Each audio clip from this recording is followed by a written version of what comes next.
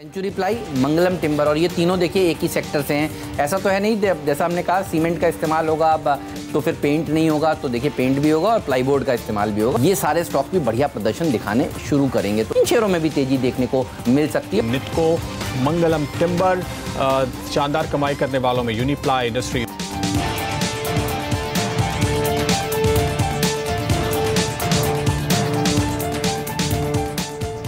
तो मुनाफे की तैयारी के लिए वीरेंद्र और हेमंत पूरी तरीके से तैयार है। चलिए तो सीधे उन्हीं के पास। वीरेंद्र बताइए, आज मुनाफे की आपने जो तैयारी हमारी करवा रहे हैं उसमें एक ट्रेड मुझे बताइए, कहाँ जाना है? निफ्टी में जाना है, ऑप्शंस में खेलना है? हम ले चुके हैं और शायद मेरे ख्याल से वो आज आपको अच्छी कमाई करके दिखाए, या फिर इस सुस्त हफ्ता जो कि पार्टिसिपेशन काफ़ी एफआईएस पे कम होता है उसमें अच्छा करके दिखाए। लेकिन याद रखिए नीरज जी, ये बाजार अपना ऑर्बिट, अपना केंद्र जो है वो चेंज करने की कोशिश कर रहा है।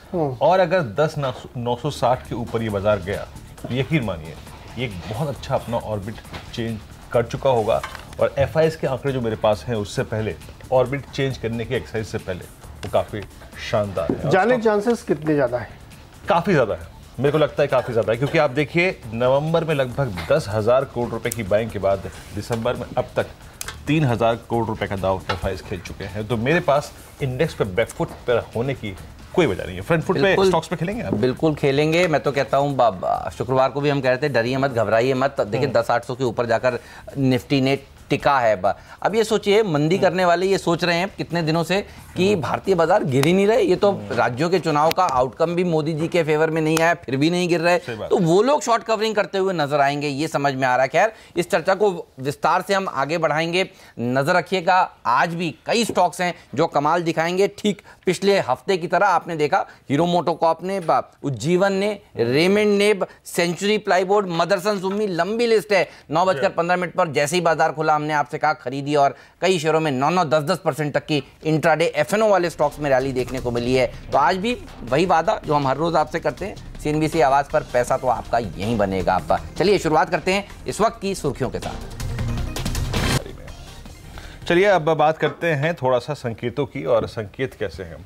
संकेत शायद घरेलू कुछ अच्छे हों, लेकिन वॉल स्ट्रीट से आने वाले संकेत कुछ अच्छे नहीं हैं। और हेमंत, वॉल स्ट्रीट क्या हुआ फिर एक बार बताइए। बिल्कुल, देखिए अमेरिका के बाजारों में थोड़ा दबाव देखने को मिला है और वहां पर ग्लोबल ग्रोथ को लेकर वो चिंतित हैं। उनको लग रहा है कि ब्याज दरें जो हैं वो बहुत जोर से बढ़ चुकी हैं, और दबाव वो यही बना रहे हैं कि अब फेड दिसंबर में आखिरी जो है वो दरें ना दरअसल बढ़ाए। लेट्स सी क्या होता है, लेकिन दबाव पूरा बना हुआ है, और अगर ये नहीं बढ़ती तो फिर एक रिलीफ रैली भी देखने को मिल सकती है, खासतौर पर इमर्जिंग मार्केट्स में, भारत जैसे बाजारों में। लेकिन देखिए चिंताएं अभी भी ट्रेड वॉर को लेकर खत्म नहीं हुई हैं। हालांकि ट्रंप साहब ने ट्वीट ये किया है जो कि बहुत इंटरेस्टिंग है फिर से, कि देखिए चाइना के आंकड़े कमजोर आ रहे हैं, अमेरिका के आर्थिक आंकड़े मजबूत आ रहे हैं, तो चाइना को चाहिए फटाफट हमसे दोस्ती करे और इस मामले को रफा दफा करे। तो ये एक अच्छी खबर है। लेकिन इसके चलते देखिए डाउ फ्यूचर्स दरअसल ऊपर है, 80 अंक ऊपर ये कारोबार कर रहा है। तो अमेरिका के बाजारों में ये गिरावट के बाद ये बयान आया है, तो उसके ऊपर आज रिएक्शन देखने को मिलने वाला है। लेकिन चिंता देखिए एशियाई बाजारों का अमेरिका की इतनी नहीं है, क्योंकि लग रहा है कि आज अमेरिका बढ़िया प्रदर्शन दिखाने वाला है। आप देखिए बहुत कमजोरी नहीं है, एसजीएक्स निफ्टी तो दिखा रहा है कि हम एक गैप अप ओपनिंग की शुरुआत करने वाले हैं, और एशियाई बाजारों में भी देखिए सुस्ती है। लेकिन चिंता वाली बात नजर आ नहीं रही, सुस्ती है, और ये जनरली होती है साल के अंत में, क्रिसमस से पहले। मैं देख रहा था गोल्डमैन सैक्स कह रहा है कि ये हमारी इंडिया के ऊपर इस साल की आखिरी रिपोर्ट है, goodbye happy new year कह के अपनी रिपोर्ट को उन्होंने अपना क्लोज किया है। तो बहुत सारे एफआईआई अब छुट्टी पे चले गए हैं। तो ये बताइए, ये क्रूड से संकेत कैसे बताइए? क्रूड से ठीक संकेत है। देखिए क्रूड बहुत जोर से अगर नहीं भागे, जब तक इसी ट्रेजेक्ट्री में रहे, 75 के ऊपर ना निकले, 70 के नीचे रहे, तो ये हमें पसंद आने वाला है। और 70 तो अभी दिल्ली देखिए बहुत दूर है, ये तो 60-65 अभी तक नहीं जा रहा। तो क्रूड से कोई घबराने की बिल्कुल जरूरत नहीं है। ये बताइए डेटा ये क्या सजेस्ट कर रहा है, जो शुक्रवार को हमने कर दिखाया। एक बार दिखाते हैं निफ्टी का आपको चार्ट। कंसोलिडेशन देखने को मिला पूरे दिन, देखिए, और 10,800 के ऊपर जाकर हमने समाप्ति दिखाई है। ये देखिए बुल्स और बेयर्स के बीच में टक्कर थी, लेकिन अंत में देखिए तेजी के साथ समाप्ति हुई है। कैसे लग रहे हैं डेटा, ये बताइए। देखिए डायरेक्टर साहब 12 महीने के चार्ट दिखाएंगे निफ्टी के एक बार। देखिए व्यूअर्स कह रहे होंगे क्या पता, आपने भी डाउ फ्यूचर्स कहा, आपने कि सॉरी डाउ 500 पॉइंट नीचे था, आप क्यों तेजी की बात कर रहे हैं? मैं आपको हेमंत एक बात भारतीय बाजार के प्रोस्पेक्टिव में कहना चाहूँगा। एज ए ट्रेडर कभी कभी अच्छे दिन के लिए आपको रिस्क लेना पड़ता है। सही है। मैं एक बात यहाँ पे ये कहना चाहूँगा, देखिए ये जो आप देख रहे हैं ना, ये जो रिसेंट हाइज हैं वो है 964 के, 10,964 के। याद रखिएगा ये ऑल टाइम है आपका 10,700 का हिम्मत। 10,964 के ऊपर ये निफ्टी अपना ऑर्बिट, जिसे कहते हैं ना, जो वो केंद्र है वो चेंज करेगा। तो जब ऑर्बिट चेंज करता है बाजार, तो आपको पहली चीज़ तो ये है कि ऑप्शंस के थ्रू ट्रेड करें, क्योंकि लॉस होने की पॉसिबिलिटीज काफ़ी कम हो जाती है। आपका रेस्ट्रिक्टेड डाउनसाइड, सीमित दायरे का लॉस होता है, लेकिन दाव लगाना चाहिए। ऐसे में डेफिनेटली लगाना चाहिए, और एज ए ट्रेडर मैं डेफिनेटली लगाता तेज़ी पर, क्योंकि यहाँ पर आपका रिस्क रिवॉर्ड रेशो अच्छा है। याद रखिए 964 के ऊपर एक अच्छा शॉर्ट कवरिंग मूव भी बन सकता है, तो इसीलिए मैं दाव खेलने की बात कर रहा हूँ यहाँ पर। और इंडेक्स पे ऑप्शंस के थ्रू रहेंगे, लेकिन स्टॉक फ्यूचर्स पे आप एग्रेसिव हो सकते हैं। मैं दो चीज़ कहूँगा यहाँ पर। आइए संकेत देखते हैं, संकेत कैसे हैं, वॉल स्ट्रीट से कैसे संकेत हैं। देखिए जो संकेत थे वॉल स्ट्रीट के, लेकिन एशिया का उस पर बहुत प्रभाव नज़र नहीं आ रहा है। इसीलिए हमने, जैसे कि हिम्मत ने कहा, कि बहुत डरने की ज़रूरत नहीं है, डाउ फ्यूचर्स ऊपर है। और याद रखिए ये एक स्थिति थी जब यूएस मार्केट कहीं ना कहीं एक बड़ी इवेंट को भी देख रहे हैं, फेड की बैठक शुरू होने वाली 2 दिन के, तो न्यूट्रल रखेंगे इसको हम।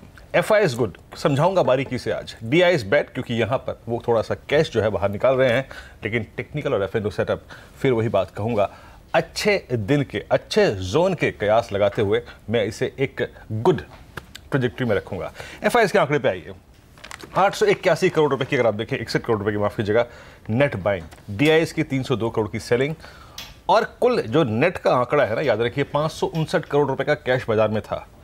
FIs ने लगभग 1282 करोड़ रुपए की वायदा कारोबार में बाइंग करी। अब आइए जरा उन्होंने सेगमेंट वाइज क्या किया। हेमंत, इंडेक्स पे उन्होंने 4167 कॉन्ट्रैक्ट्स लॉन्ग करे। फ्यूचर्स में करीब 250 करोड़ की बाइंग थी, और लगभग 4100 कॉन्ट्रैक्ट्स लॉन्ग करे निफ्टी और निफ्टी बैंक पर। ऑप्शंस में क्या किया, उन्होंने करीब 553 करोड़ रुपए की बाइंग करी। याद रखिए यहां पे उन्होंने क्या किया है, उन्होंने पुट खरीदी है। पुट खरीदने का मतलब क्या है, आप अपने आप को कुशन प्रोवाइड कर रहे हैं, अपने आप को हेज कर रहे हैं।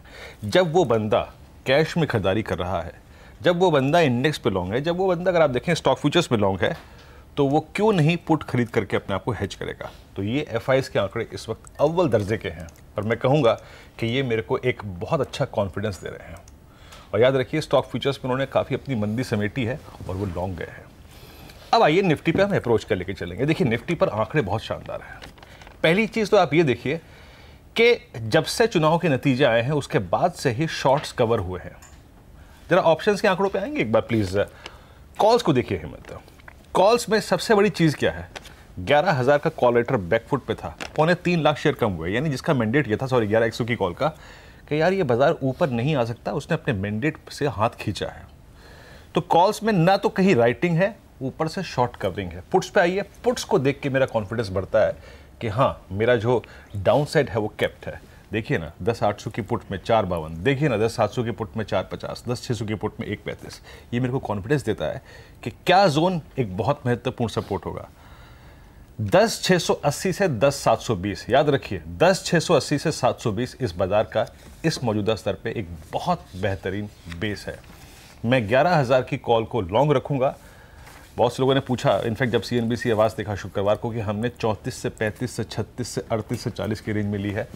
लीजिए, कोई दिक्कत की बात नहीं है, होल्ड करके रखिए। बाजार ऑर्बिट चेंज कर रहा है। इस वक्त 11,000 की कॉल ट्रेड करेंगे, 960 के ऊपर आ गया तो फ्यूचर्स भी ट्रेड करेंगे, लेकिन अभी ऑप्शंस के थ्रू लॉन्ग रहेंगे। बिल्कुल, तो नज़र आ रहा है इस सीरीज़ में 11,000 आराम से हम हासिल कर सकते हैं। क्यों? क्योंकि देखिए ये सवाल पिछले हफ्ते इसी दिन तक कोई मानकर नहीं चल रहा था। 11 नहीं था। हाँ, 11,000 की तो कोई बात ही नहीं कर रहा था।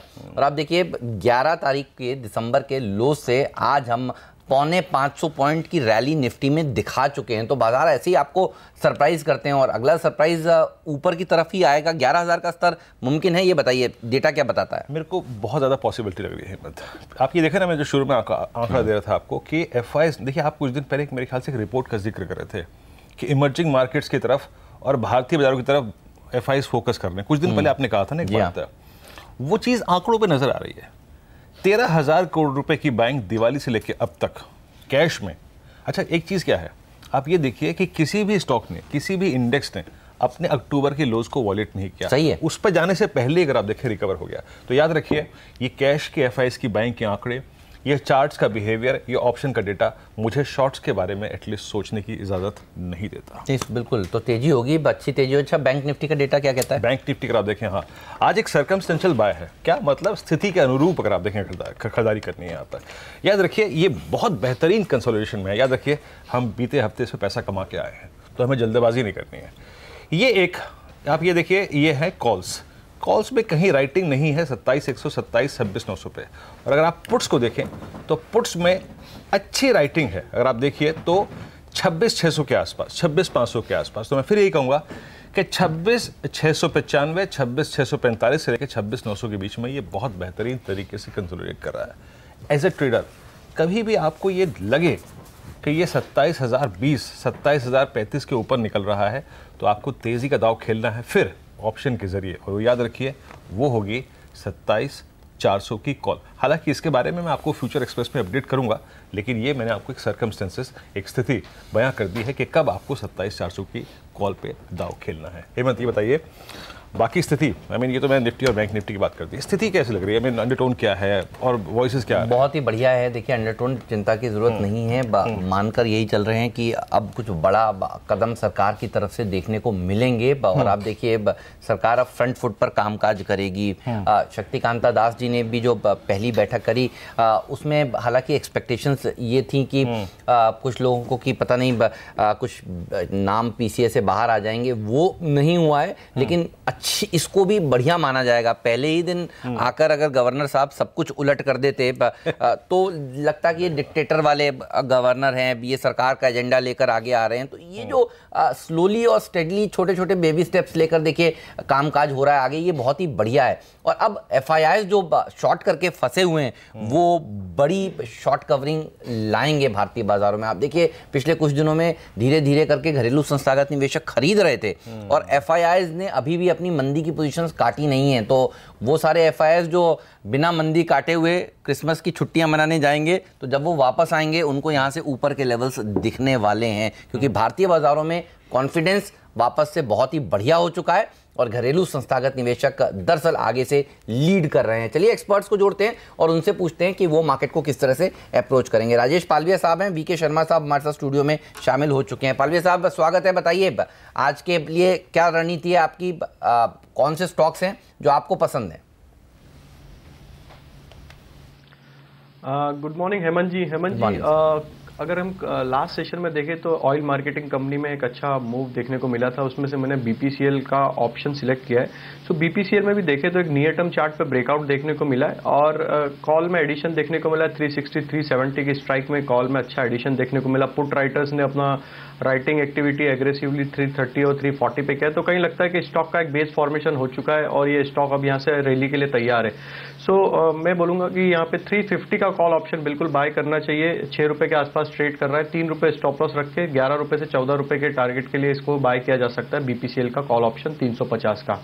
जो दूसरा स्टॉक है वो फार्मापेक्स है और वो है बायोकॉन। बायोकॉन में देखें तो एक ब्रेकआउट के बाद स्टॉक लास्ट 3 ट्रेडिंग सेशन से सस्टेन कर रहा है ब्रेकआउट के ऊपर, और उसमें कल के डेटा में देखें तो कल हमने एक अच्छा शॉर्ट कवरिंग एक्शन देखने को मिला और 340 330 के जो कॉल राइटर्स थे उन्होंने अपनी पोजीशन कवर किए। तो यहाँ से मुझे लगता है कि ये स्टॉक में भी एक 660 से 680 तक के मूव हमें यहाँ से देखने को मिल सकते हैं। तो 660 का कॉल ऑप्शन बाय करने की सलाह रहेगी। 11 रुपए 30 पैसे के आसपास ट्रेड कर रहा है। 7.5 रुपए का स्टॉप लॉस रख के 20 से 23 रुपए के टारगेट के लिए बायोकॉन का 660 का कॉल ऑप्शन बाय किया जा सकता है। चलिए, तो ये अगर आप देखें 2 ऑप्शन स्ट्रेटेजी थी। देखिए अब सारे के सारे एनालिस्ट जो हैं वो ऑप्शंस पे ज़्यादा फोकस कर रहे हैं।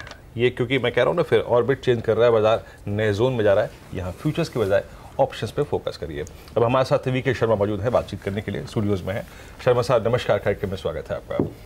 ये बताइए कि बीते हफ्ते अगर आप देखें, मंगलवार को भी थे आप हमारे साथ, वो सारा का सारा अगर आप देखें जो आपने मूव देखा, उसके बाद कॉन्फिडेंस आया है और ये इंस्टीट्यूशनल फिगर्स से भी अगर आप देखें, संस्थागत निवेशकों के आंकड़ों से भी बयां हो रहा है। अब आगे के अगर आप देखें हफ्ते थोड़े स्लो हो सकते हैं, थोड़ा सा एक्टिविटी कम होगी, लेकिन अंडरटोन क्या रहेगी? अंडरटोन बुलिश ही रहेगी। इसके कई कारण हैं। सबसे पहले जो चीन का, जिसकी वजह से अमेरिका मार्केट्स नीचे गए, चीन का बुरा इकोनॉमिक डेटा जिसे स्लो डाउन दिखता है, वो हम पहले डिस्काउंट कर चुके थे हमारे यहाँ पे मार्केट्स में हम। और डाउ की 500 पॉइंट की जो करीब 497 पॉइंट की जो मंदी थी, वो 300 पॉइंट हम शुक्रवार को ही डिस्काउंट कर चुके हैं, तो वो कोई चिंता का विषय नहीं है। आगे अगर हम ये देखें कि ये क्या इनके बाद, तो जिस तरह का बॉटम मार्केट ने इलेक्शंस के बाद बनाया, और ये देखते हुए कि सुप्रीम कोर्ट का जो जजमेंट है वो आया 14 दिसंबर को, और उसको रिकॉर्ड कर लिया गया था 14 नवंबर को ही। अगर वो पहले आ जाता तो वो नतीजे ही देखने को नहीं मिलते जो हमने अभी देखे हैं। तो मैं समझता हूँ कि ये इंडिकेट ये करता है कि आने वाले जो इलेक्शंस हैं लोकसभा के, उनके अंदर बहुत भारी बहुमत से इन तीनों स्टेट्स के अंदर बीजेपी जीतेगी। जो ये अगर पहले आ जाता तो मुद्दा कुछ और ही होता। तो मैं ये समझता हूँ कि सुप्रीम कोर्ट के बाद भी अगर इतना चिल्ला रहे हैं ऑपोजिशन, तो ये मेरे ख्याल से कहीं पे एक आम आदमी की मानसिकता को दुख पहुँचाएगा, जो मैं समझता हूँ कि 2019 में आपको एंटी कांग्रेस आपको मैकेनिज्म देखने को मिल सकता है। यानी एक बात मुझे आपसे समझ में आई हेमंत, जो शर्मा साहब की, यानी आप वो जो वोट परसेंटेज वाली बात है ना, उस पर फोकस कर रहे हैं कि वोट परसेंटेज बीजेपी का उतना डैमेज नहीं हुआ था इन दो बड़े स्टेट्स में।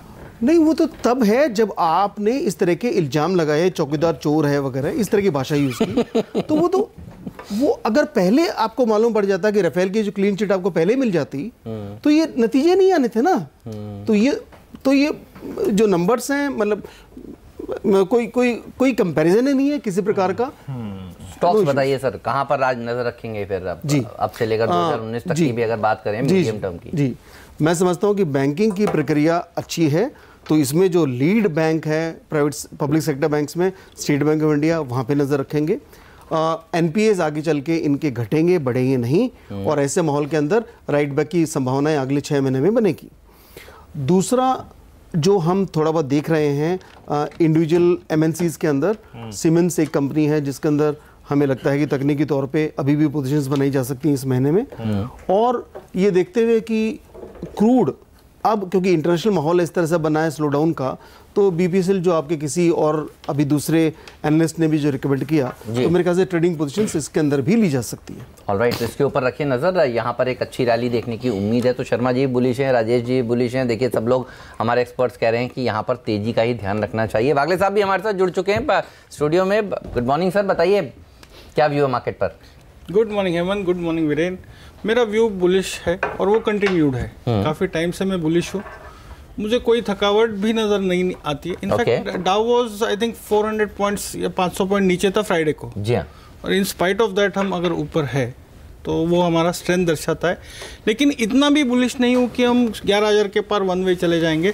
थोड़ा थोड़ा रुक के चलेंगे। 10,740, 10,860 ये मेरी आज की रेंज है, आज या कल तक की। और 26,700, 27,000 ये निफ्टी की रेंज है। आपके आने से पहले, आज वागले साहब थोड़े से लेट आए हैं। वागले साहब, आपके आने से पहले ये सारी बातें हो रही थी कि 500 पॉइंट डाउ देखिए नीचे है, तब भी हम ऊपर हैं। और सवाल ये पूछ रहे थे हम, 11,000 निफ्टी पर इस सीरीज में आएगा कि नहीं आएगा? आपके चार्ट में आ रहा है 11,000 ये सीरीज में पक्का आएगा। पक्का आएगा। तो देखिए, हम लोग भी यही कह रहे थे कि ये पक्का आएगा, तो शायद उससे ज्यादा भी आ सकता है। कितना ज्यादा तो बताइए? 11,150 से 200 तक भी आ सकता है। क्या आप उसको सेंटर रैली देंगे नाम?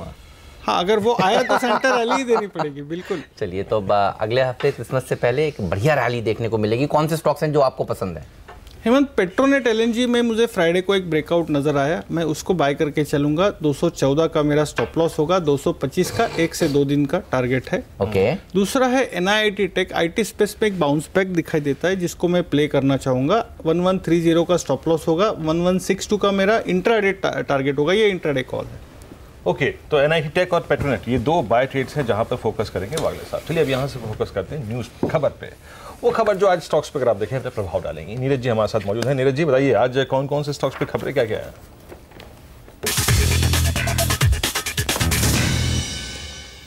देखिए, सबसे पहला स्टॉक तो आपको फोर्टिस अपने रडार पर रखना चाहिए, जिसके लिए बुरी खबर है कि ओपन ऑफर अब नहीं आ पाएगा। आपको याद होगा जो बहुत डेवलपमेंट हुए थे कोर्ट की तरफ से, उसके बाद से कई डेवलपमेंट हुए और फाइनली अब ओपन ऑफर अटक गया है इनका। तो बहुत सारे लोग जो इस उम्मीद में इसमें खरीदारी करके बैठे थे, उनके लिए बुरी खबर है। तो फोर्टिस में आपको गिरावट देखने को मिल सकती है। वेदांत में नज़र रखिए, इनके लिए अच्छी खबर ये है कि जो तूतीकोरन प्लांट था इनका, उसको क्लीन चिट मिली है एनजीटी और पर्यावरण विभाग की तरफ से, और जो आसपास के इलाके थे वहाँ ऐसी कोई गड़बड़ी नहीं मिली। तो वेदांत के लिए अच्छी खबर है। केवल इनको ये कहा गया है कि थोड़ा पैसे खर्च करिए, आसपास थोड़ा डेवलपमेंट करिए। केमिकल स्टॉक्स पर नज़र रखिएगा, खासतौर पे वो जो डिटर्जेंट केमिकल बनाते हैं, क्योंकि बहुत सारी कंपनियां शिकायत कर रही थी कि चीन की तरफ से डंपिंग हो रही है। तो सरकार ने एंटी डंपिंग ड्यूटी लगा के 5 साल के लिए उसको एक्सटेंड कर दिया है, जो पहले से चल रही थी। 163 से $207 प्रति टन की ड्यूटी लगाई गई है। तो तमाम सारे ऐसे केमिकल स्टॉक्स जो डिटर्जेंट के लिए काम बनाते हैं इंग्रेडिएंट्स, वो अच्छे चलेंगे आज। एलएनटी के लिए भी एक थोड़ी सी नेगेटिव खबर है।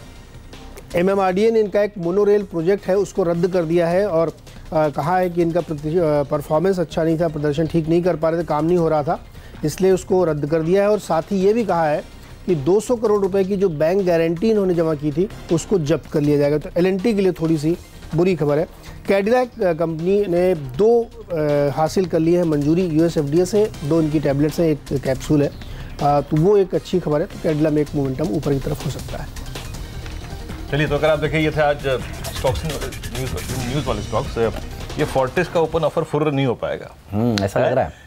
अब कहा था आपने हम तो कई सालों से, मतलब जब से ये डील की बात चल रही थी, कह रहे थे इसमें इतनी अटकेंगे आप, इतने अटकेंगे, जो शेयर खरीदेगा वो फंसा रहेगा, इस बात की गारंटी है। और हम कह रहे थे इस डील के चलते भी शेयर मत खरीदिए, एसेट अच्छे हो सकते हैं। फोर्टिस का अस्पताल में जाइए, बीमारी है, प्रॉब्लम है तो सॉल्व करवाइए, वहाँ पर जाकर दवाई लीजिए, डॉक्टरों से सेवाएं लीजिए, लेकिन ये शेयर ना लीजिए। जैसे वही वाली बात जो जेट के लिए भी बोली थी, वो फोर्टिस के लिए भी देखिए बोली थी। और अब अगर आप सही से पढ़ें, जो रिलीज इन्होंने एक्सचेंजेस को दी है फोर्टिस ने, उन्होंने साफ कह दिया है कि अब वो पढ़ेंगे, डिटेल में लीगल एडवाइस लेंगे कि आगे क्या करें। और नमूरा की रिपोर्ट अभी कुछ ही देर में हर्षदा हमारे से जुड़ेंगी, वो बताएंगे और फिर हम इस चर्चा को आगे बढ़ाएंगे। तो फोर्टिस ये स्टॉक है जिस पर नजर हमारी साफ तौर से रहने वाली है। हर्षदा इनफैक्ट जुड़ चुकी हैं। हर्षदा बताइए, फोर्टिस पर ब्रोकरेज हाउसेस की रिपोर्ट्स क्या कह रही हैं? इनफैक्ट ये रिपोर्ट जो आई है वो नोमुरा ने IHH पे निकाली है। IHH के साथ वो फोर्टिस की डील हो रही है और उसमें इन्होंने स्पेसिफिकली यही कहा है कि ये जो ओपन ऑफर आने वाला है 26% हिस्सेदारी के लिए, उसमें एक बहुत बड़ा डिले होता हुआ दिखाई देगा। टाइमलाइन पर कोई भी इस समय किसी तरह का गैस नहीं लेना चाहते अब, क्योंकि सुप्रीम कोर्ट ने इसी डील पर सेन लगा दी या फिर रोक लगाई है, तो वो एक नेगेटिव रहेगा और ये भारी पड़ेगा फोर्टिस के शेयर धारकों पर। नोमुरा की रिपोर्ट लार्जली IHH पर है, वो बुलिश है कंपनी पर, IHH पर, लेकिन फोर्टिस के लिए एक बहुत बड़ा नेगेटिव ऑफ कोर्स। और क्योंकि वो कह रहे हैं कि वो ओपन ऑफर में डिले आएगा, तो इसका खामियाजा पूरी तरह से भारतीय रिटेल शेयर धारकों को भुगतना पड़ेगा। तो एक बेहद नेगेटिव डेवलपमेंट है फोर्टिस के लिए। इसके साथ ही नीरज जो बात कर रहे थे वेदांत की, उसको लेकर एक रिपोर्ट भी आई है। मॉर्गन स्टैनली ने इनफैक्ट एक इक्वल वेट की रेटिंग दी है। जो भी तूतीकोरन के प्लांट पर रोक लगी थी और वहां पर जो क्लियरेंस अब मिल गया है, उससे कुछ फायदे में कंपनी रहेगी जरूर। इनफैक्ट 4 से 8% का अपसाइड देखने को मिल सकता है एबिटा के लिहाज से अर्निंग एस्टिमेट में। और साथ ही साथ वो कह रहे हैं कि 235 के टारगेट के साथ खरीदारी करनी चाहिए। इक्वल वेट की रेटिंग यहाँ पर इस पर्टिकुलर स्टॉक पर आई है। तो ये दोनों बहुत बड़ी डेवलपमेंट्स है कंपनी के लिए। तो इनके ऊपर अब हम बात करते हैं और फिर हर्षदा हमें बताने वाली हैं और कौन से रिपोर्ट्स उनके पास हैं। लेकिन वागले साहब, हम लगातार कहते थे कि फोर्टिस ये वो स्टॉक है जो आप लेंगे तो आप पछताएंगे। अब आप देखिए, लग रहा था सबको कि 170 रुपये पर उनका शेयर टेंडर होने वाला है। 18 तारीख को ये टेंडर प्रक्रिया शुरू होने वाली थी, लेकिन अब कंपनी कह रही है कि अब हम देखेंगे इस सुप्रीम कोर्ट के ऑर्डर आने के बाद कि इस प्रक्रिया को जारी रखें या नहीं रखें। और हर्षदा जो बता रही हैं, देखिए नमूरा कह रहा है कि ओपन ऑफर अब डिले हो सकता है, और यही चीज़ हमने आपको शुक्रवार को कही थी, ओपन ऑफर ये डिले होने वाला है, तैयार रहिए। अब कभी भी ये अनाउंसमेंट भी आएगा। ये स्टॉक और कितना गिर सकता है, क्यों? क्योंकि शुक्रवार को हमने देखा था 130 का पैनिक लो लगाने के बाद थोड़ा सा ऊपर आया 140 के आसपास। कोई भाव आपके स्क्रीन पर आ रहा है इस समय, कैसे देख रहे हैं? हेमंत, पहले तो मैं ये स्टॉक पे कमेंट करना चाहूंगा, अगर आप मुझे आधा मिनट देंगे तो। अरे सर, पिछले 8 से 10 महीनों से जी हमने कम से कम 10 से 15 बार कहा होगा कि इसको 160-170 में बेचिए। सही है। और टेक्निकली ये मेरे लेवल्स थे, आपके भी व्यूज मैच हो रहे थे, और उसके बाद हमने ये कहा कि 130-120 के आसपास इसका टारगेट होगा। ठीक बात है, 120-25 तक ये देखने को मिलता है। मेरा अभी भी वही टारगेट है 120 का। ओके। लेना तो मैं अवॉइड करना चाहूंगा क्योंकि 120 ब्रेक होता है तो फिर ये 2 डिजिट भी जा सकता है। सही है। बट अगर आपका व्यू फंडामेंटल बेसिस पे या कोई और करंट से है तो लेने का सही लेवल 120-115 का है और बेचने का अभी लेवल है 150-155। मुझे 170 भी आते हुए दिखता नहीं है। बड़े बड़े लोग इसमें अटके हुए हैं, ध्यान रखिएगा। अगर ये ओपन ऑफर डिले होता है, कितना डिले होगा, ये लीगल प्रक्रिया कितने लंबे समय तक चलेगी, इस सुप्रीम कोर्ट के ऑर्डर के अगेंस्ट अब ये किस तरह की अपील करते हैं, नहीं करते हैं, रद्द हो जाती है, ये बहुत सारे सवाल है, अनिश्चितता बनी हुई है। लेकिन अगर ये नहीं हुई डील, जो आपने कहा ना 2 डिजिट, ये आराम से 2 डिजिट में आएगा, तो नजर रहने वाली है। फिर हम हमारी फोर्टिस पर आगे भी, लेकिन वेदांता पे भी बात कर लेते हैं। वागले साहब, वेदांता के चार्ट्स देखकर बताइए क्या नजर आ रहा है। हर्षदा ने बताया ब्रोकरेज हाउसेस की रिपोर्ट्स तो बहुत ही बढ़िया है। वेदांता में करीब करीब 17-18 रुपए इनके भाव में ऐड हो रहे हैं इस हरी झंडी मिलने से। पिछले 3 दिनों से हेमंत 185-188 से लेकर ये बाउंस बैक हुआ है 202 तक, जो फ्राइडे को हुआ। मुझे लगता है ये बाउंस बैक एक्सटेंड हो सकता है। 208-210 ये ट्रेडिंग प्ले होगा मेरे लिए, लेकिन बड़ी मूव इसमें 208-210 के पार सस्टेन होने पे ही आएगी और फिर वो मैं 225-230 तक की बात करूंगा। उसके बारे में मैं अभी कॉन्फिडेंटली कह नहीं सकता, चार्ट्स में है नहीं, लेकिन 208-210 तक के व्यू बिल्कुल बनती है।